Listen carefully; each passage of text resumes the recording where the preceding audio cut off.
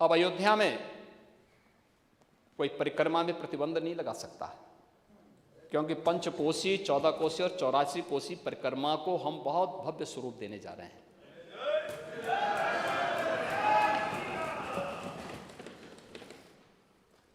महोदय, अब वहां पे कोई कर्फ्यू नहीं लगाएगा।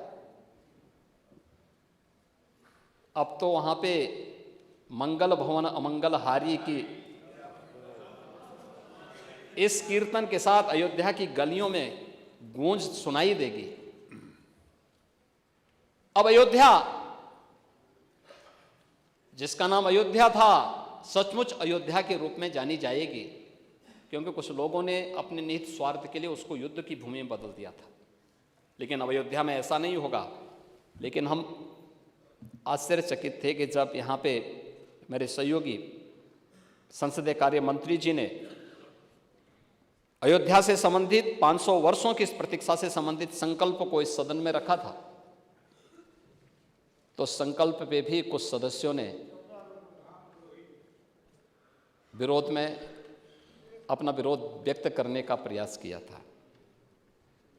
मौजूद पूरा देश आह्लादित हो, तब कुछ सदस्यों के द्वारा इस प्रकार का कृत्य जन भावनाओं के विपरीत है, जन आस्था के साथ खिलवाड़ है। और मैं तो यही कह सकता हूं कि जन भावनाएं तो यही कहती हैं कि जाके प्रियन राम वैदेही तजिए ताहि कोटि बैरिसम यद्यपि परम स्नेही।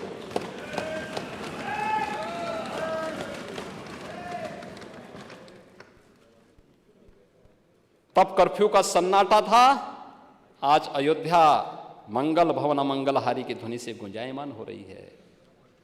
तब की सरकार ने अयोध्या की उपेक्षा की थी, और आज हमसे पूरा भारत एक नई अपेक्षा रखता है। और उस नई अपेक्षा के साथ आज अयोध्या आप सबको भी अयोध्या के लिए प्रभु के दर्शन करने के लिए आमंत्रित करती है। सभी को, पूरे सदन को, मान्य सदन को।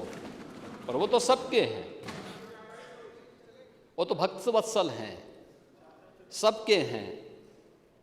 और हम सबको वहां जाना चाहिए अयोध्या में, क्योंकि तो भारत आ रहा है, वहां पे पूरा देश आ रहा है, पूरी दुनिया आना चाहती है अयोध्या। महोदय, महामहिम राज्यपाल जी ने अपने अभिभाषण की शुरुआत ही यहां से की, लेकिन हमारे नेता प्रतिपक्ष ने एक भी शब्द उस पर नहीं बोले, एक भी शब्द नहीं बोले। आज भी उनको वोट की चिंता है, यानी राज्य की चिंता नहीं है, वोट की चिंता है, गौरव की चिंता नहीं थे प्रदेश और देश की, लेकिन वोट की चिंता जरूर है।